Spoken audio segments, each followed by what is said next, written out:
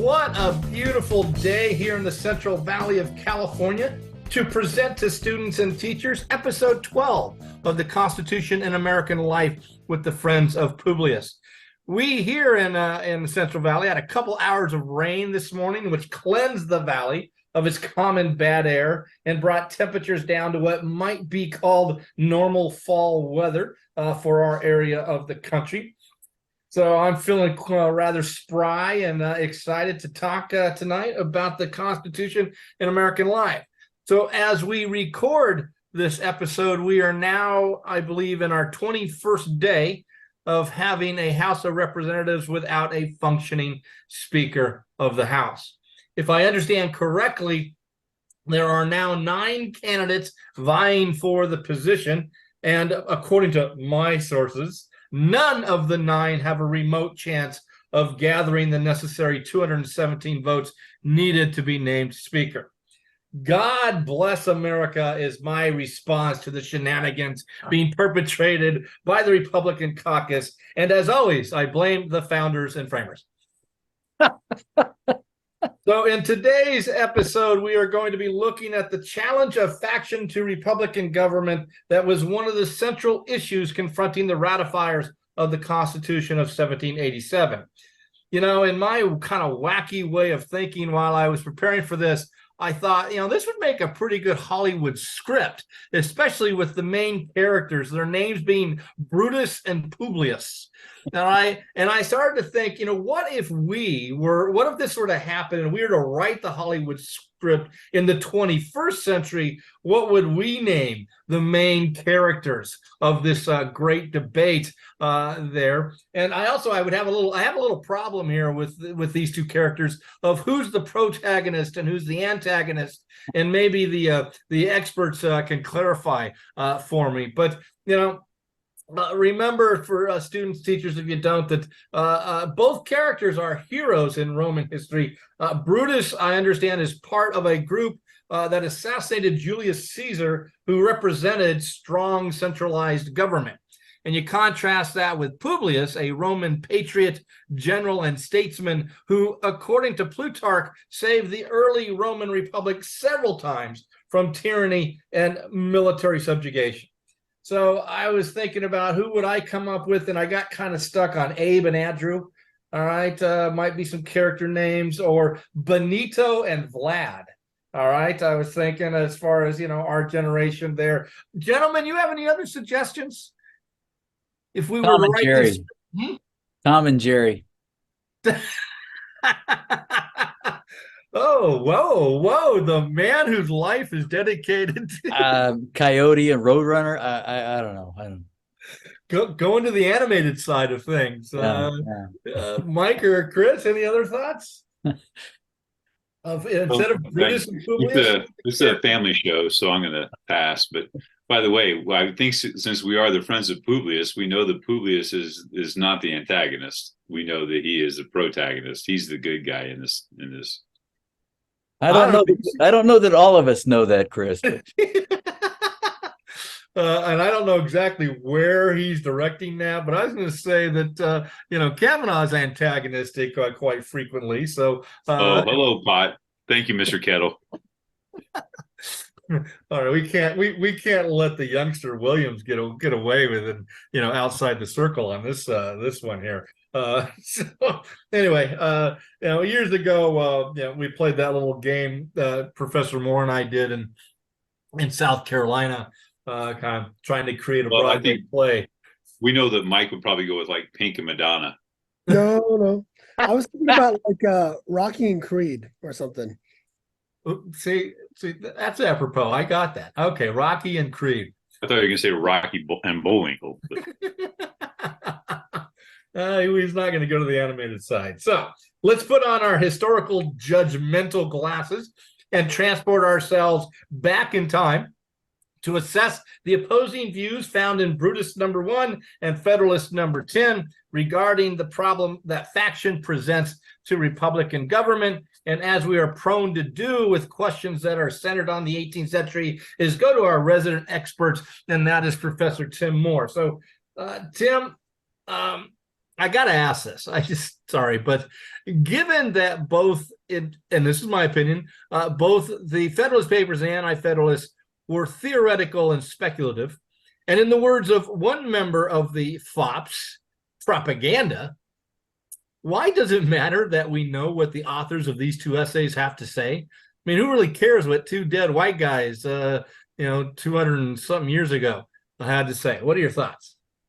And be gentle. Well, I think we've said this on several occasions in past episodes that sometimes it's good to take exception to the premise of the question. So I think your presumption that they are speculative might be a little well, there's an opinion there, and I will concede that there are parts of these that are speculative, but it seems to me that the Brutus piece, Brutus I, there's history in it, and there is theory. So I would push back a little bit on them being solely theoretical, because in Brutus's essay he does mention the history of Greece and Rome. He gives a passing glance to that. Now he doesn't elaborate much, but I think in that day and age, I think a lot of folks would pick up on what he's actually referencing in these passing references.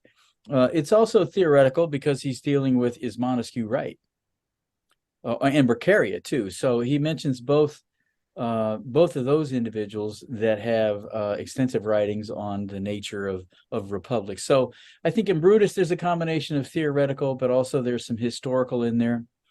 And Publius as well, I think, although by my reading, I think it's more speculative than Brutus, because Madison Publius is making an entirely new argument as to what a republic is.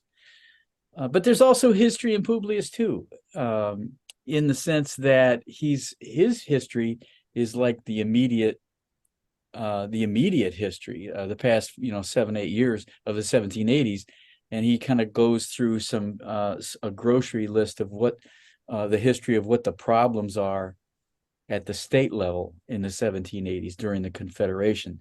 So yeah, they are theoretical, but I think there's some smatterings of history referenced in these pieces.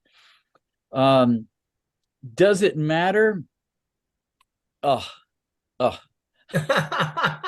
I know. I kind of undermined the very profession that you've dedicated your life to there, but sorry about that. But go ahead. Yeah, I'm gonna. Well, heck yes, it matters, because in Brutus's case, I think there's a couple reasons why it matters. Number one, he's camping out on 3 important constitutional clauses that, frankly, we've been arguing about throughout our history. Necessary and proper. He camps out on supremacy clause. He's camping out on the military clauses because he believes it will take military force to enforce laws over a big republic. So I think it matters because we've continued to debate the meaning of those clauses. I think it also matters on the Publius side for a couple reasons. Because Publius starts this conversation of how to control factions, and we're always wondering about the common good throughout our history. And we get frustrated when factions kind of, according to our perceptions, that derail the common good.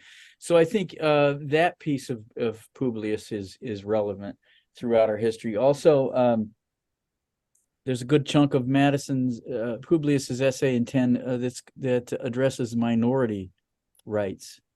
Now, I think what he meant by minority rights is a little bit different than how we configure that phrase today. But nonetheless, he's interested in tyranny of the majority, running roughshod over people. So again, that's in our national discussion for decades, well, over 2 centuries. And lastly, I think to me, the more interesting thing that continues to ripple, and this is just a personal preference, I think he raises the issue of what does it take to be an enlightened statesman, that filtering mechanism to filter out the craziness of the out of control demos. So I think both of these writers raise issues that resonate throughout our history. So that's why it's still relevant. Okay, Chris or Mike, thoughts? And you just get off responses? my yard. Right, get off my Publius. No, I would agree with Tim. I'm certainly not going to disagree that they're not important. I mean, both writers are very important, and are actually their writings are very important. Publius one, or excuse me, Brutus one. He's kind of, I don't want to say he's all over the place, but he covers a wide spectrum of things in Brutus one that Tim mentioned, as well as federalism. I mean, he's talking about federalism and how it should be enacted. So I think Brutus is important to take a look at, and obviously, we look at Fed 10 and Publius there for like Tim said, the definition of factions. I think it's also important to understand because he is talking about the nature of man, and we still wrestle with the nature of mankind, of people today. So I think he's dealing with that there as well. So I think both are essays that are still timely and important. Well, Professor Kavanaugh, in my opening, I think I was referencing you because you have frequently, at least Federalist 10, you have frequently labeled it propaganda. And my understanding of the term propaganda is that you are an individual or a group of people are taking a little bit of truth and stretching it beyond its boundaries. All right. For a rhetorical device to convince people to may possibly join the cause or defeat another cause. So understanding now, why do you view Federalist 10 as propaganda? Well, because I mean, he's taken this idea of a republic and the notion of a republic, and he is turning it on its head. So the whole idea. Well, this is why we need a large republic, and everybody's like, excuse me, right? A large republic? No. Republics only work if they're small, because you need that homogeneity of things. And he goes on to this long, explanation of why it's good to expand the sphere, as Tim mentioned earlier, about perhaps bringing in a greater talent for representation. So I think that was, is bold. It is definitely bold. Much like telling, it's kind of like Fed 51, where Publius Madison is telling them, yeah, you guys read Montesquieu, but you guys don't understand Montesquieu, right? So I think it's similar to that, but also partly, I think you could also label part of the Federalist Papers propaganda. In other words, they're trying to get people to favor the ratification of the Constitution. It's that simple. So when you take a theory, that a maxim that was accepted by many of the political elite of the day, and you take that theory and turn it on its head, that's pretty bold. That's a pretty bold step. So, Mike, just to kind of bring some closure to this first question, I came across a number of sources, scholars, who I would assume would be maybe a modernist. I don't know what field they're political scientists, but there were two kind of consistent arguments. One, we put way too much emphasis on the words of the Federalist and Anti-Federalist Papers here in the late 20th and 21st century, and we also fail to recognize the white male perspective, which is a very narrow perspective, which is why we maybe should diminish the importance or the value of the Federalist Papers. Do you have any thoughts or insights about that? Yeah, I think that I think context does matter. I think you need to read the papers and recognize the time and place and who was writing it.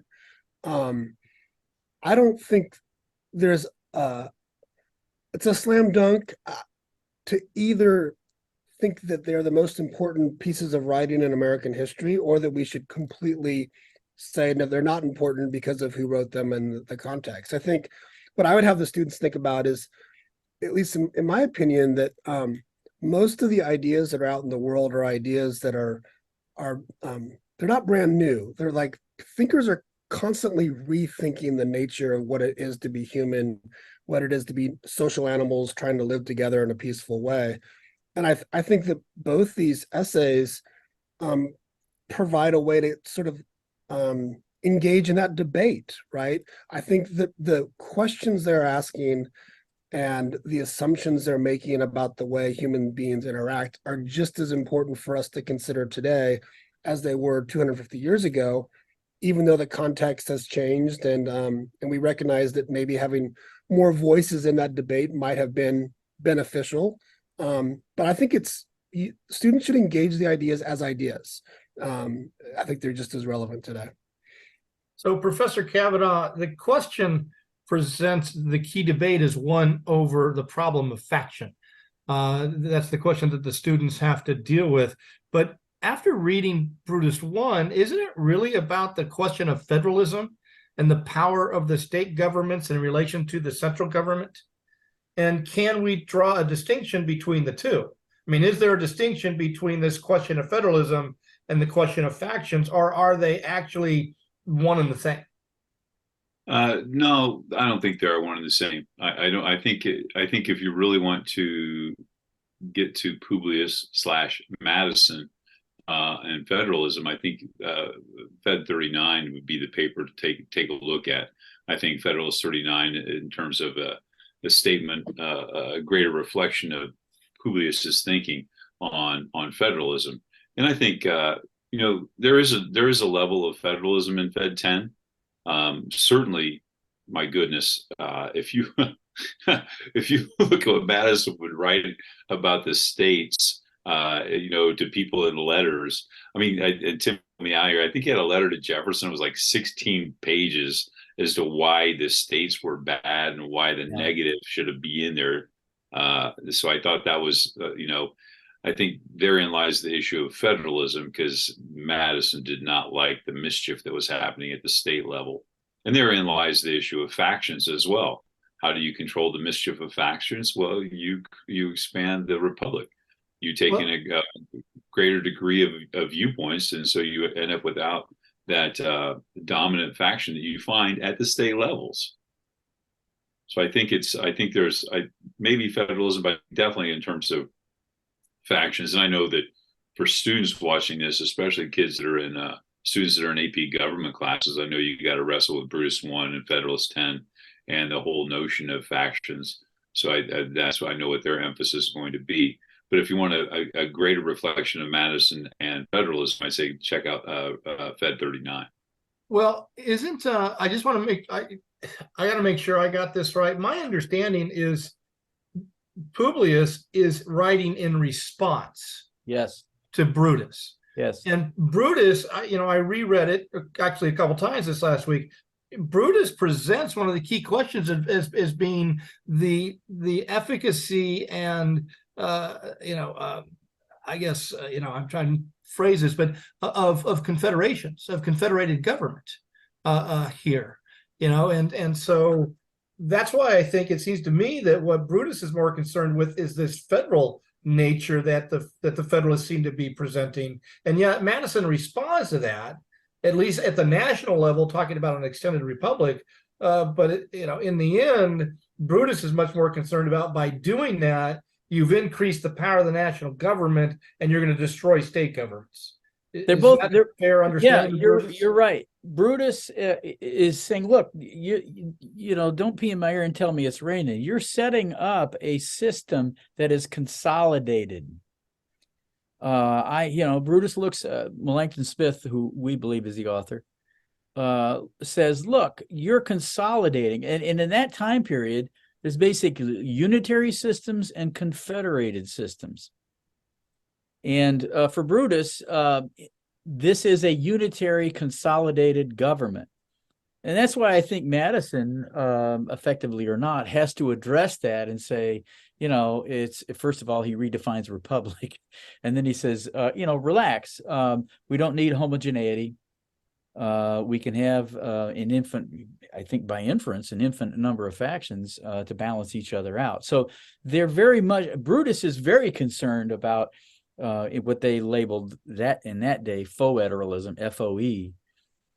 federalism, which meant confederation.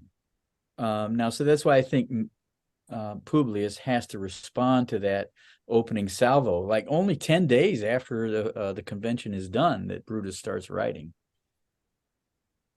So, Professor Williams, from a comparative point of view, I'm wondering, is this problem with faction, all right, which is again the centerpiece of this debate. From a comparative point of view, I'm wondering if parliamentary systems of government deal with this problem of faction more effectively than the American system that Madison and others design and that is ratified. Well, what's your thoughts? Yeah, I think there's definitely different models of how to deal with faction. I'm not sure if I would say that there's a set model for your question presupposes parliamentary systems. I'm not sure if that system is necessarily in and of itself has one model. But here's the way I was thinking about this, and tell me if this answers the question the way you were thinking it should be answered, maybe. Like a lot of other parliamentary systems, a lot of other democratic governments, I think have the same assumption that Madison made, 230 plus years ago, right? That if we're going to be in a democratic society, we can't get rid of factions. Factions are going to exist. The question is, how do we manage them? So that's really getting at thinking about modern day interest group competition. And the United States has adopted a very plural interest group competition model. Like we let all the different factions, in theory, we argue they're all competing equally with each other. Like every faction has the right to lobby government, to run for office and everything. Now we know, we can talk about in practice how that has not played out. But what that means is that maybe Madison is somewhat right that it's going to mean that no one faction can dominate the system. It also means that it's really hard to get things done. And so what a lot of other countries do in Europe, the Nordic countries, here's Sweden, Belgium, Norway, Germany, is they adopt a model that we call in political science neo-corporatism, where the state basically looks out at civil society and says, okay, we have freedom of assembly. You can form as many groups as you like, but when you come to government and lobby us, we're not going to listen to all of you. You're not all going to get around the table. We're going to constrict who we listen to. We're going to force you to cooperate with each other. So, for example, it wouldn't be every separate union negotiating with the government over an industrial policy. In Germany, the labor unions would come together, and they would come together with what they wanted from government, and they would lobby as a group, and then the government would deal with that lobby. So it constricts the amount of interest groups that exist, but these countries feel like that they're controlling the factions better in terms of getting things done. On the flip side, most parliamentary systems have proportional representation systems that create multiple parties. That creates way more factions. Whereas in the United States, we have a majoritarian system where we're basically stuck with two parties, but we know that, we know from watching the news that they are not two parties, right? There are 4 or 5 parties within those two. So you could see that as having the opposite effect, that maybe in a parliamentary system with proportional representation, you have more formal factions that are parties. But if you adopt the neo-corporatism model, in the act of governing, which is different than the act of getting elected to parliament, they try to constrict the number of factions so they can get things done. So it is very different models. And if you like governments to get things done, we probably have picked a couple of systems that don't work well for that. Well, I mean, again, and what you just described was what I was thinking when I drew up this question, is that, my view of parliamentary systems is there are multiple factions. Those factions actually develop into formal parties. And in order to govern, you've got to have coalitions in order to govern, because no single party can create the majority necessary to govern. And that's the protection. But I guess probably what I should ask to begin with is, what is the problem? What is the main danger here of faction? What is it that, whether it is a neo-corporate or a parliamentary or the Madisonian system, as we call it. What is it that they're trying to deal with faction? Like as a modern question today? Well, either we can trace it, but I would assume that the problem is the same whether it's the 18th century or the 21st century. Yeah. They're of faction, or did I miss something? Well, I don't know. I'll give an answer, and you can tell me if I'm misreading your question. I think the danger with factions is that some factions will have more sway over decision makers than others. I think that's always been the problem. That's the problem today. So we try to, in a pluralist system, you can say, oh, that's not going to happen because everyone has an equal right to participate, right? But we know that's not true, because we know that if one of us called up a member of Congress today, we'd get a much different response than if we're a lobbyist for a fossil fuel, corporation. So I think that's always been the issue. Just we're afraid that government's going to get co-opted by elite, I don't know, economic interests, and not do the bidding and not do what's best for the common good. But yeah, Tim, Chris, is that? Well, that goes back to Madison's fear, the tyranny of the, a tyranny of the majority, or or the other side, tyranny of the minority, right? Yeah, I think his language, I think, still holds true. I mean, that people are united by common interest or passion, and they're actuated, called to action. And I think part of the other issue is they're going to pursue what they want, regardless of how that's going to affect the common good. I mean, therein lies the danger, I think, of faction. And, Madison was, again, worried about this at the state level because he saw rights being abused at the state level. One of the reasons he was opposed to a Bill of Rights, like, you guys all have them at the state level, but they're parchment barriers. Yeah. So is there a different, I'm curious, is there a different sense of danger regarding the Faustian choice between tyranny of the minority versus tyranny of the majority? Because I would argue that we're suffering from tyranny of the minority, and students, and I think Tim makes a very good point. In the 18th century, as they're using the term minority, they're talking just about political identities, not racial identities or ethnic identities. Per se. I think in Madison's day, it's an economic minority. To be even uglier about it, those who were creditors. Rhode Island's a good example of that, where the majority takes over a state legislature and passes laws that really shaft the minority, equal creditors in that state. So it's an economic meaning in large part. And a lot of Fed 10 is economic, right? I mean, yeah.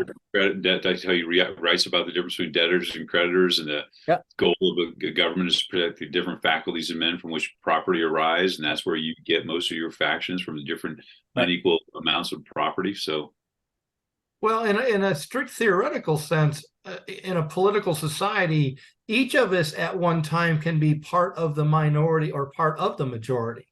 And the fear is that if there's a combination that creates a majority faction, all right, and as you say, Chris, is activated, they will run wild on the minority, the political minority at that given time there. So what do you think about Mike's analysis, Chris? I mean, again, and maybe it's not so simple. I'm just trying to figure out,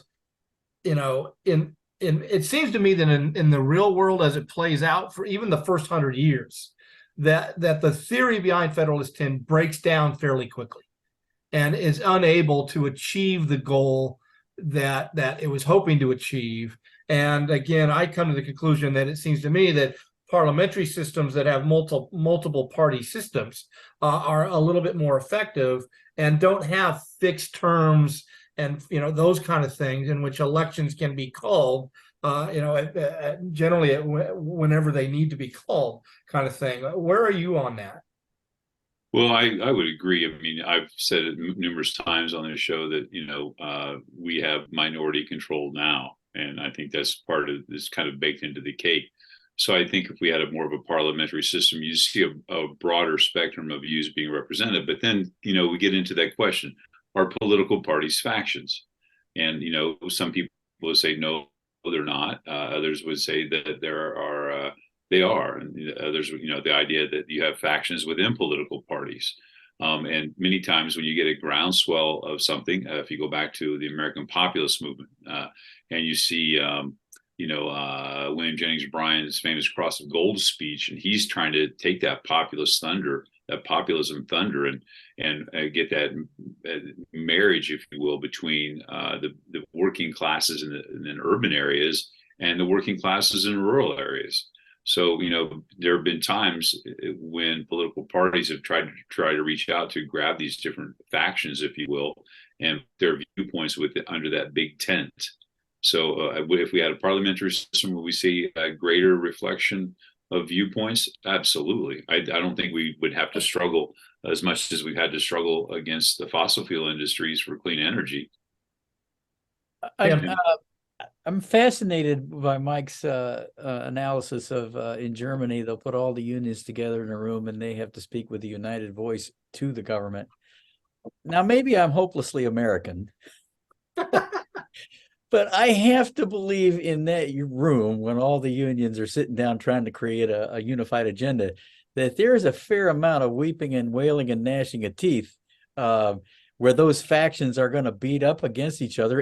But maybe it is more of the Madisonian in that sense, that the factions would have to bang up against other factions and reach a common conclusion before they talk to the government. I mean, I'm just fascinated by that. Yeah. But I just can't believe there isn't a whole lot of fistfights that occur in that room. One, they're speaking German, so when they're talking, they're probably spitting on each other.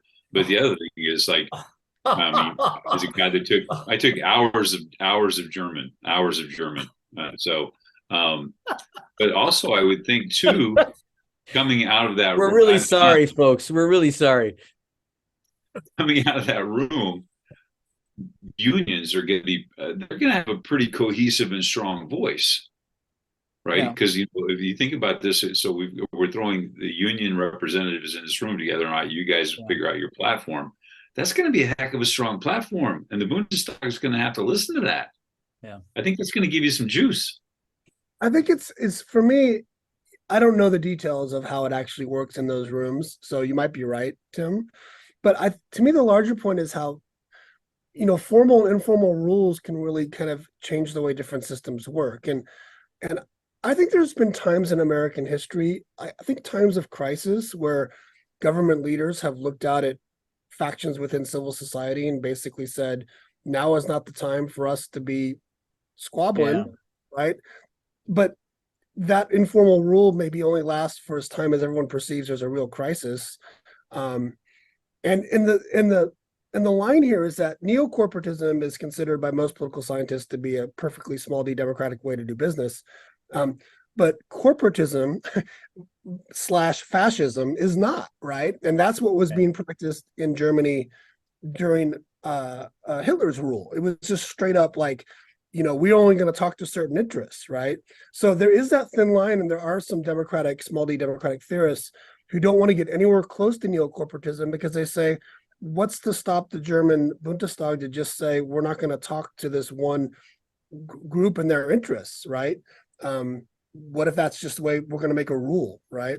So it's much better, they would argue, to have just let all the flowers bloom, give everyone a chance to come to the table, even when that's. I mean, is it fair to say the closest we got to that was the production codes during early FDR, where they brought all the textile people and forced them to sit down and create rules of competition? I mean, it sounds like maybe that's the closest that one of those instances where we may have done this German model. I don't know enough about that, but yeah, it sounds like it. Yeah. So one of my, I guess, I'm kind of involved in a crisis in confidence vis-a-vis our Constitution, and one of those just now. Take a number. And one of the reasons is that, I think we pay lip service to the idea that we are American, all right, that we have this national identity. That as later in life, as I studied history, I have a hard time finding that identity. there. And so I'm wondering, Professor Moore, do either of these theories, Brutus, Publius, allow for the creation of a nation built upon the foundation of a national identity? No. I think that's probably the most definitive I've ever been. No, I don't think so. I think Madison's, there's a book written, I don't know, 20 years ago now. The author's name is Matthews, and the title of the book, the subtitle of the book is "The Heartless Empire of Reason." And he's analyzing the Madisonian system, where there's no connectivity other than this clashing of factions. It's basically an analysis of Madison's theory of factions. So I think certainly Fed 10 doesn't purport any national cultural identity. Now, I think it does. The Constitution does lay out a commercial identity. I think there is an argument to be made that the Constitution creates that, and I think, or for the first 60, 70 years of our country, we really were trying to implement some of that the commercial nature to the Republic. Brutus, I don't think he's not in this national identity stuff. I mean, he wants to stay confederal. He has great suspicions about the consolidation. So neither of them. Now, I do think that there are. John Jay tries to make the argument in Federalist 2. Now, hang on, Chris. You'll get your chance. Now, whether he's right or wrong, okay, Jay in Fed 2 does make the argument that this Constitution will create a national identity in the sense that we're using it more like in modern terms. He says, we have common rivers, we have a common language, we have a common religious heritage. We have all of the Fed 2 is a great essay where a Federalist writer is making the argument that this Constitution will create this national identity. And then the best retort to that is, I think, Cato, what I wrote now, Cato 3. His argument is, okay, yeah, let's talk about geography. We have so many different climates. We have so many different soil types. We have different economic functions from region to region. We have too much variety. We don't share morals. We don't share policies. So it's interesting, if you want to put a bookend, Fed 2, there is a possibility of national identity under this Constitution. And you want to see the retort to that, it's Cato 3. So, but to your question, I don't think any of them, either Publius or Brutus. No, there's no national identity. You don't think we're a people of factious nature. Well, I understand that. Obviously, definitely about Brutus, but I've always believed that the whole purpose, especially of Madison's Virginia plan, was, as you said, I think on a previous episode, was just to get rid of the states. All right, because as long as the states exist, that the notion of a national identity is never going to flower. And how did that work out for Jimmy in Philadelphia? Well, I understand in Philadelphia, all right, that doesn't work out for him, but there seems to be he attempts a backdoor attempt at trying to, through the necessary and proper clause, through the supremacy clause, that he's still trying. Right. He and that small group of people. I mean, isn't Washington himself a nationalist who wants to create a nation state, not a conglomeration of individual states, but a nation state? But not in the identity sense that we use it today. Again, I would come back to, I think they were committed to a nationalist identity commercially. I would go that far, but to talk about the cultural definitions that we tend to camp out today, I would say no. I think David, for a true idea of a nationalist viewpoint from this era, I would see John Marshall in some of his early rulings on the court.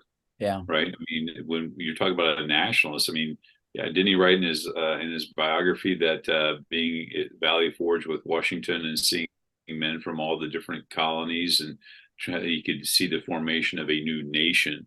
So get that sense of national identity. I think so. He writes about that of being, wintering at Valley Forge with Washington and the army. And then you look at some of his early rulings, and it's like, yeah, this is a cat that was definitely favored national identity. That's a great point. And yeah, that I think the Marshall piece is but I mean, there's one exception to this. I have to be honest, occasionally. I'm borrowing a Dave Richmond phrase. I got to be honest. They did believe, for better or worse, that a national university might get to these kinds of things that you're talking about. And young men from all over the country could come to one centralized place. And there was this debate as to where it should be. Was it Georgetown? Would it be, William and Mary is too parochial? Would it be Princeton?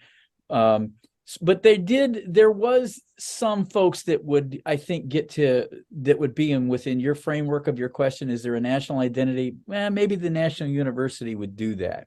Common curriculum, shared values and experiences. And I think that would be the exception to my original statement, is mainly just a commercial entity.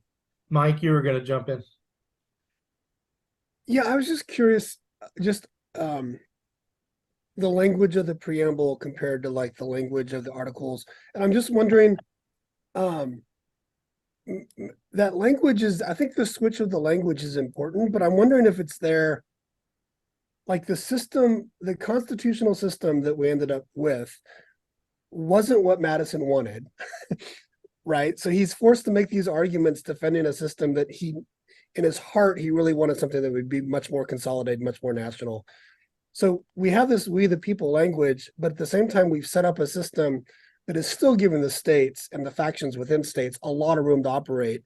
But it's like that one move, it's one move in the direction, right?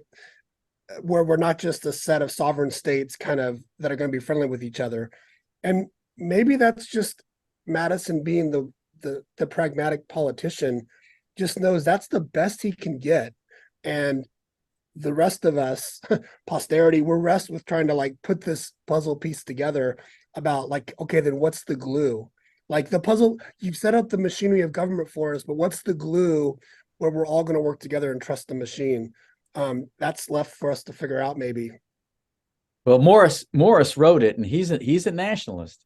And I kind of look at the preamble as, we are not going to get anywhere close to confederation.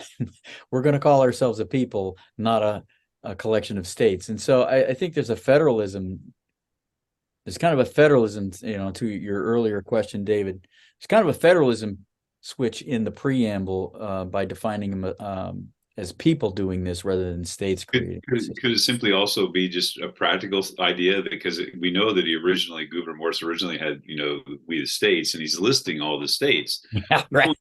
Knowing full well that we're going to add more states, so we're going to go back and amend the Constitution every time we add a state. Oh, oh, geez, the printers are going to be happy, but that's or he was running out of ink. I don't know. Yeah, so he changes it. So it does change that sense of identity David was talking about. We the states, and then listing all the states, and then to we the people. Therein also gets into that issue of sovereignty. That whole issue of who is sovereign. And I think Wilson addresses this at the Pennsylvania Ratifying Convention, because people are worried about losing their sovereignty. And he said, well, the people, and he's saying this at the convention before the Constitution is ratified, the people are always sovereign because the people can change the Constitution. Therefore, the people are sovereign. Well, I guess maybe to help, to wrap this up, I guess part of my problems is, we pride ourselves, I would argue, even in the 18th century, of being the anti-Europe. All right, we're all escapees from Europe. We look at Europe and we know we don't want to be Europe. And the fundamental problem of Europe has always been the concentration of multiple states, multiple identities within a relatively small geographic region, which sets us up for a constant state of warfare.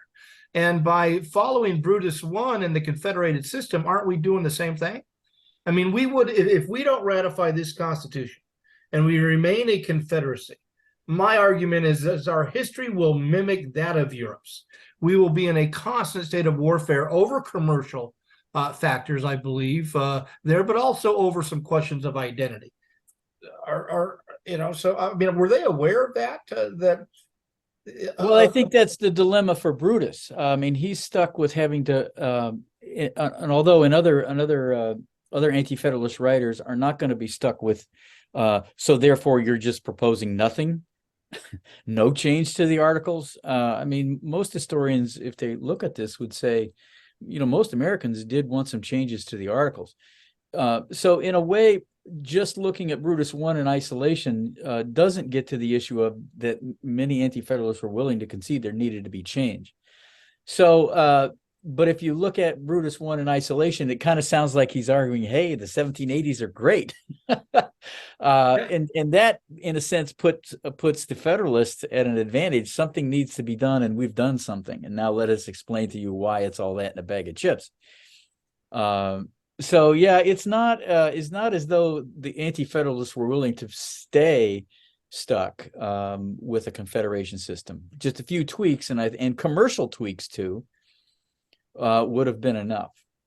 There's also the threat of other European nations may not have been done with this had we stayed a confederated system. How strong were we to come back together? What's to say that England couldn't pry off a few of these states and set them against each other? So there's Spain in the West, Spain in the West. So we still have this European threat. So if we maintained our confederation, could we have been picked off easily or set against each other by foreign powers as well? Yeah, and I think David, your point's a good one for the students to think about. I think it's always easier to identify oneself or a group when you're saying we're not like others. Like to look across the Atlantic and say we're not like Europe. I think most folks from Rhode Island on down to South Carolina would agree with that. But once they get in that hall together, they have to decide, okay, then who are we exactly? That's where that's something that's still with us today, obviously, and it's not something that's just in our society. I think all societies go through this. We can talk about it. I think the othering is a natural way that societies sort of define their identities. A lot of anti-federalists said the glue that holds us together is our shared experience of the revolution. They constantly referred to the revolution as the glue, and now I think that's fair criticism by the Federalists, saying, well, okay, that's great, but moving forward. But the revolution was invoked for that explicit purpose, to Mike's point. And to the extent, I know we had another video on originalism, right? This just feeds right in, right? Because if you believe that the revolution is this like moment of that's the identity piece, then looking at what people thought back at that moment is going to be really important with how you decide cases in 2023. Like it all kind of comes together with that. Yeah. So when I initially thought of this question, Professor Kavanaugh, I was leaning one way, and that's the implications of this debate on representation. So when I initially thought of it, I was going, oh my God, Federalist 10 naturally feeds into the delegate theory. But then thinking about it more today, I was going, no. Federalist 10 is more of a natural lead into trustee theory of representation. So help me deal with my schizophrenia here and provide some clarity of specifically Federalist 10. What theory of representation? I think he's really going for the trustee theory. I mean, because it's like we're going to expand the sphere, we're going to take in the best of the best. So you're going to be able to trust those, because it really comes down to trust. He's trying to sell people on, we're going to create this new system of government. It's going to be representation. You're going to be voting on people, but because we're going to expand the sphere, we're going to take in a greater multiplicity of ideas, but you're going to be sending your best folks. And so you're going to be able to trust the government to do what you need it to do. And even though, it may be further away, perhaps, which is a fear clearly, but you'll be able to trust these delegates. Now, there's an irony here. because Madison does have to come back and run. He didn't. He could not stand for election. He had to come back to run for election in his home district, thanks to one Patrick Henry and his political machine keeping him out of the Senate. So when Madison shows up to the first house, he does write some letters to folks like Randolph being one, Jefferson being another, going, well, I'm going to paraphrase. He's like, this may not be the best of the best.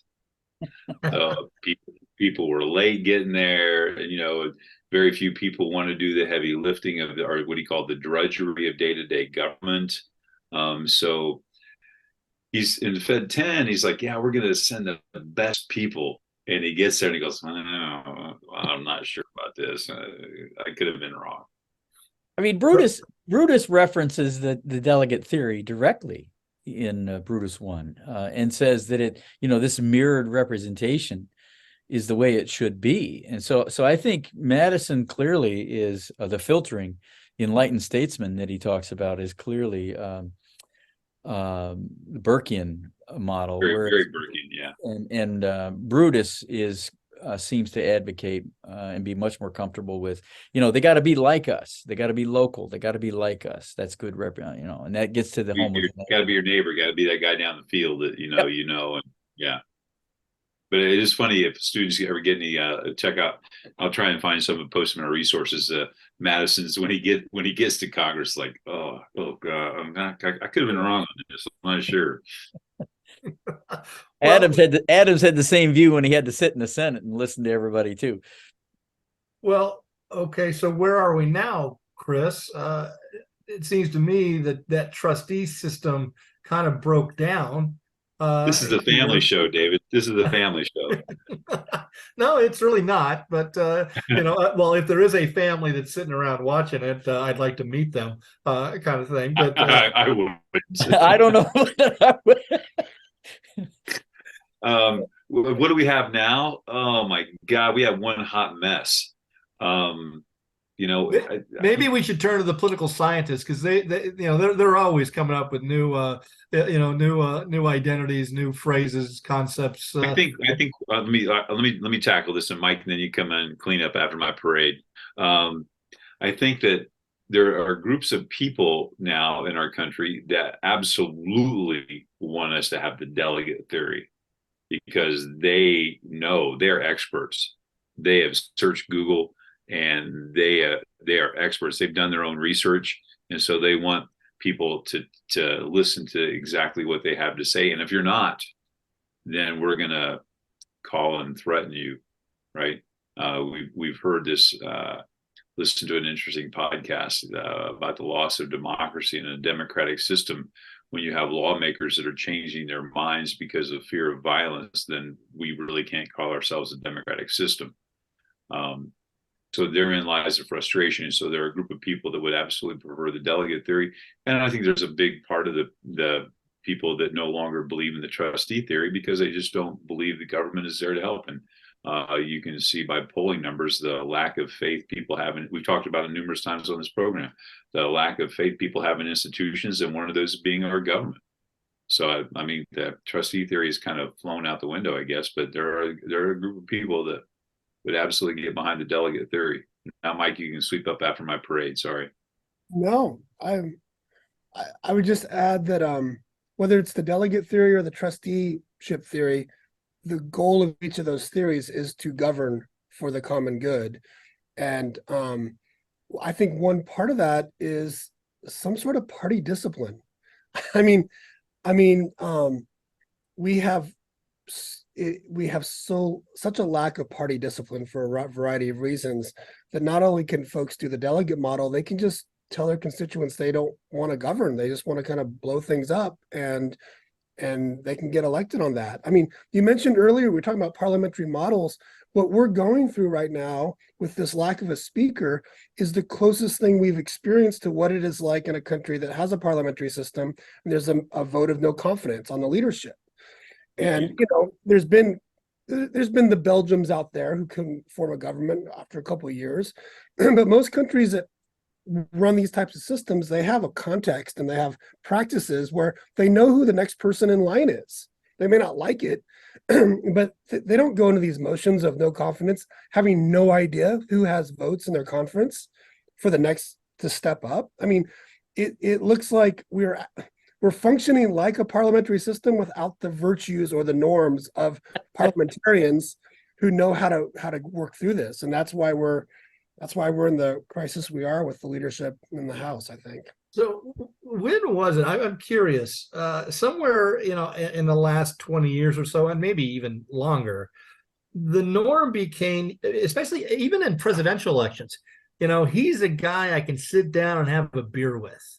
When did that become the norm, or has that always been kind of the 1840s. American? Huh? 1840s, baby. The Whigs. We got to sit out. It's hard cider and log cabin. Yeah. That goes way back, man. That goes way back.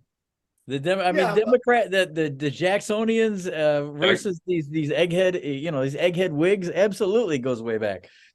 Okay, so are there these bursts of the small d Democratic? I want someone like me in that office, but then it kind of tones down. Because I'll be honest, Chris, Tim, I think in my lifetime that's a fairly modern thing. I didn't vote in my early ages for someone who was like me, average guy on the street who's going to have, really bad beer as we sit in the backyard kind of thing there. So I'm just wondering, is this like something that ebbs and flows, or are you saying it's always been with us? My assessment is it's always been there. The campaigning in this country is just hilarious. The lengths to which a stiff guy like Romney has to go and kiss babies and stuff. I actually go to campaign events, not so much to listen to what they're saying, but to just see style. And how small d Democratic they have to be, hey, how you doing? All the backslapping. I think it's always been there, David. You just go there for the hard cider. Well, most of the time you got to pay for it, which is, I object to that. Mike, help me out, because so Trump is these people's view of, hey, I want to sit down with this. I'm just wondering, again, Mike. I think it's such a good question, but I'm trying to think now. Like, are we talking about presidential candidates? Are we talking about all House candidates? I do think there's an ebb and flow, and I think there's a tendency, definitely in presidential elections, that maybe voters kind of experience one type of leader, like a President Obama was. Remember when he sat down to have a beer with a couple of his friends and how awkward that was? Versus a Trump who wouldn't seem like to have that kind of charisma, given his background and given his own like the resume he tries to pop up. He does play the role as the everyman type of thing. So I think it's a little bit of reaction. I know within the House, there was a time in the House where there was very strong leadership, whether it was from a Gingrich or a Pelosi, and what McCarthy was dealing with was with a bunch of House members that didn't want any leader telling them what to do. So there's like these internal dynamics going on with the House as well. It's a really great question, but to think about it off the cuff historically, there are ebbs and flows. I'm not sure if I can give the students any help on what those triggers are. Well, I think it does explain the Boeberts, the Matt Gaetz, the Greens of the House of Representatives. And it did, this lack of commonality did hurt Romney, I think, as you mentioned, Tim. It definitely hurt. Remember George Herbert Walker Bush, and the fact that he didn't know what the price of a gallon of milk was, kind of thing back in the early 90s there. So, so that's an interesting idea. So I still have this vision of Michael Dukakis with his head sticking out of the tank. Yeah. We had a Congress. To Mike's point about congressional races, we had a guy here. His name was Jerry Kletchka. He was Southside Milwaukee labor Democrat. He'd come home on the weekends, and you would see him sitting at these dive bars talking to labor guys, and he was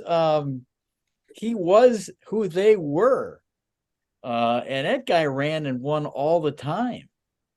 easily. Well, So I I wonder think if the there's something greatest to that personification. at scale. Presidential, Senate, House, local elections. I think that dynamic increases as you go down the scale. Well, Probably the greatest personification of that is John Fetterman in Pennsylvania, I guess. Yeah. Yeah. In fact, he's changed the dress code in the United States Senate there. So I've kind of saved what I consider both the most important and the most challenging question here for the last, and for you, Professor Williams, because to me, the foundational question that they had to deal with in the 18th century, and I believe that not only we, the American people, but the global so-called democratic community has to deal with, is can you have a constitutional democratic republic with a diverse population? Because that's the fundamental problem, right? Is faction is going to develop out of diversity there, and the greater diversity, the greater faction, and the greater problem of governing. It seems to me that history has not only proven that both Brutus and Publius were wrong in their assessments, but that there is no way to create a government with a diverse population that can both promote the common good and protect the rights of all its citizens. You agree with me? I.e., diversity and democracy just can't function. I don't think I do, and I don't think you're going to be satisfied, but I'll give this a shot. Again, David, this is just an excellent question. But it begs for like this is what my mind does. Like, how are we going to measure diversity? How are we measuring democracy? In your question, you mentioned protect individual rights and the common good, which might be a separate question of how to measure. That's different than maybe measuring democracy. So I went at it that way. So let me share with you what I've learned with the students, and then I'll tell you my opinion. There's different measures of diversity, right? So one way is to look at what's the percentage of foreign-born people in your population. And as of, these are all numbers from 2019, and I can share the resource for this. The United States has about 13.9% of its population is foreign-born. That compares to a place like Luxembourg, that is a democracy, that's 49% foreign-born. And so Luxembourg might not be the best comparison. So we can look at Australia's 29.9% foreign-born. Might not be. Switzerland, 29.9%. The point is that when we look at this measure, the United States, in terms of existing democracies, is kind of right there in the middle. United Kingdom has about the same percentage. So then I thought, okay, well, foreign-born population, that's just part of the question. There are scholars who have measured ethnic fractionalization in a society. And you do that based on looking at different ethnic groups, racial groups, language groups, religious groups. On that scale, the United States is kind of in the middle. We're about 49%. Canada is at 71% with this measure. The most ethnically fractionalized countries in the world, most of them exist in Africa. Okay. So then the question is, okay, so does this mean that democracy, and these are static numbers, right? I get students would want to look at the change. The fact that we have a bigger percentage of foreign-born population right now in America than we've ever had in our history, and it's increased a lot since the 1960s. I think that explains a lot of the populism that we're seeing right now. So the static numbers are one thing, change over time is another. Political scientists have done some studies on this based on these kind of numbers, doing their regression analysis, and they have not found that ethnic diversity is incompatible with either sustaining a democracy or getting a democracy, that it's other things are more important. Economic prosperity is way better explaining whether a place is going to have or keep a democracy than how diverse it is. I know that cuts against what we see in the news media. It cuts against maybe some of our own practices, like what we are experiencing the last 10 years in America. But the data out there just doesn't support that it is something that is not possible. Finally, scholars have come up with different ways to deal with this. The most famous is a political scientist up the road here at UCSD, Aaron Leifart, who came up with this idea of consociationalism, which is a way that countries like Belgium, Switzerland, the Netherlands.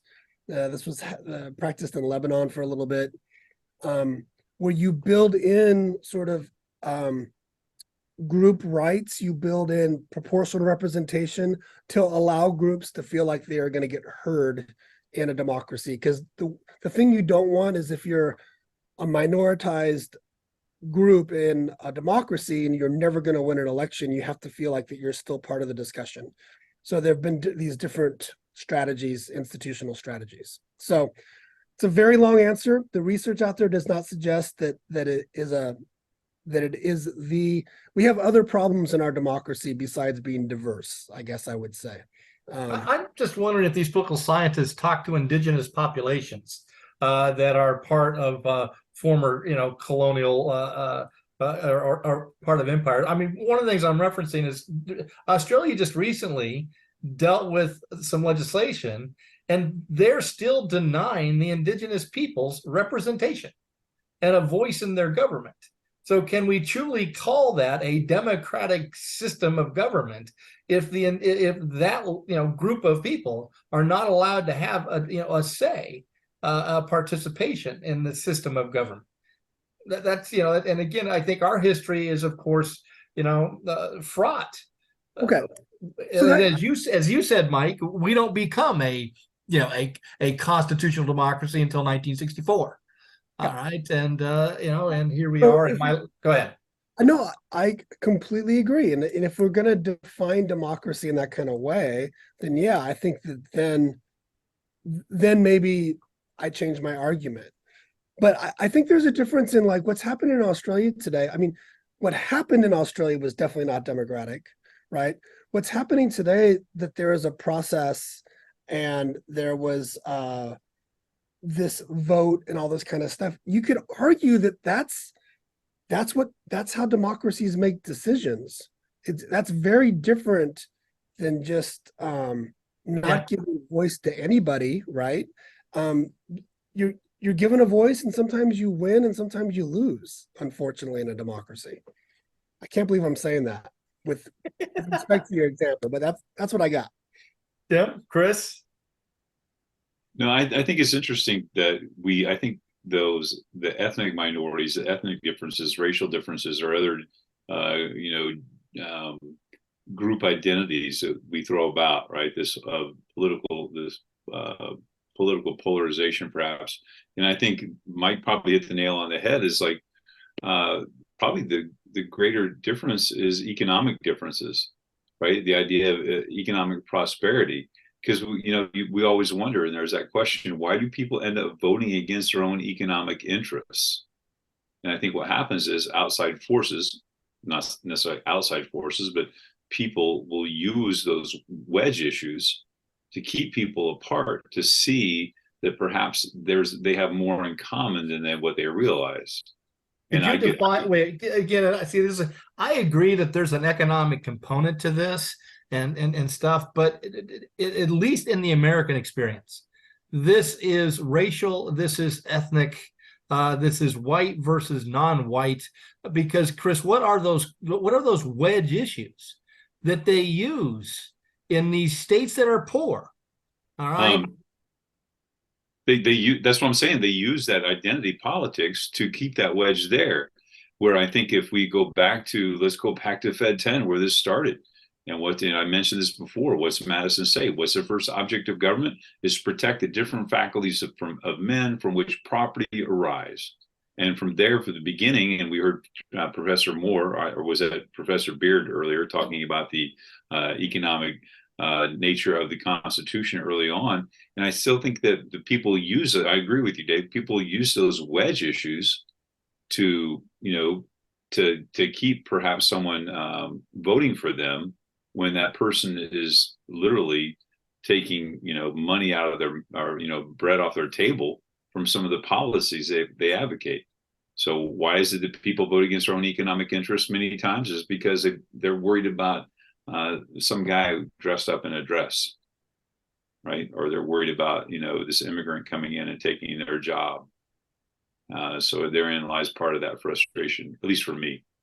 I think the way I kind of look at social movements in our history, there seems to be a coalescing phase of social movements where there's some cohesion, and then they're either partially successful or successful fully.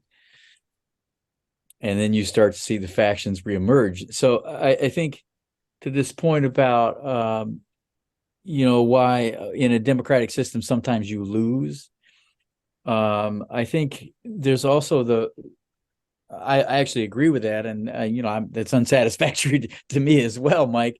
But I do think there's something to social movements in terms of their cohesion and their collapse that may be natural to consider here in whether minority movements are successful, how long will they be successful or able to sustain themselves. So again, as always, time is our enemy. And so let's turn to our traditional close here and ask our scholars here to provide some insights, final thoughts, recommendations to students and teachers about this question and debate between Brutus I and Publius in Federalist 10. So Professor Williams? Yeah, well, I really think if students have watched the entire however long we've been doing this, hour plus, and keep track of your different questions, I think that's a wonderful way for them to be thinking about how they could construct an argument, how they could be thinking about this question, because there's that second sub question here that talks about, in your assessment, which one is right or wrong. And your questions for the last 30 minutes have had each of us kind of debating that with respect to national identity. Can democratic politics even exist? I mean, it's been a really good way to tie in kind of what we were saying earlier, that I don't think these documents should mean everything. I don't think we should pin the hopes and dreams or Supreme Court decisions on what Brutus and Publius said, but these ancestors left us with these thought projects of thinking through these very difficult questions, of which I don't think they actually had the answers to. And I think the students can kind of see, as they're debating this within their groups and in their classes, how they're part of this, this continuum of engaged citizens debating these important questions and maybe not getting to answers that are completely satisfying. But I think just listening to your questions the last hour and a half do a really good job for the students to think through their own thinking on this. That's what I'll say. Professor Kavanaugh. Yeah, ditto what Mike said. Pay attention to David's questions, because those are great follow-up questions. And not necessarily our responses, but certainly his questions. Two, I would say go to Professor Moore's website, the Center for the Study of the American Constitution. That is your one-stop shopping, boys and girls, for all things in the founding era, including Federalists, anti-Federalists, massive amounts of information on the website. And I'm sure many of the links that Tim will provide for this program will take you there. But if you're a Unit 2 person and you don't have his website bookmarked, you need to. And three, Mike said this, these guys don't have to put these guys on pedestals. You can challenge the thinking of Publius and Brutus. But that being said, Mike has said this early in the show, these are guys that are smart, that are talking about the nature of mankind. So I think that's and Tim alluded to that as well, the importance of these documents. So again, don't put them on pedestals. What they say is not necessarily always the right thing, depending on your viewpoint, but do take into consideration their viewpoints on the nature of man. Because as Mike said, we're still wrestling with that. So those three things. Yep. Yeah, I think what I would suggest is there's in each of these essays, there's a paragraph where you can clearly identify, the basic issues that Brutus is concerned about, the basic issues that Publius is concerned about. I would challenge students to look at those and do a little reading into our history. Where have we wrestled with the delegate theory? where have we wrestled with consolidation? Where in our history have we wrestled with, like, if you're Brutus, where have we wrestled with I want to know my representative? So I would identify clear spots in our history that illustrate the concerns of these two writers, and that'll help you answer the question. And by the way, it's a goofy question in a lot of ways, which one's right, because they're both right, in my estimation. So use history in your argumentation, launching from the concerns in the essays. Where does that appear in our history? And I think that'll help you construct that part of the presentation, but also for follow-ups.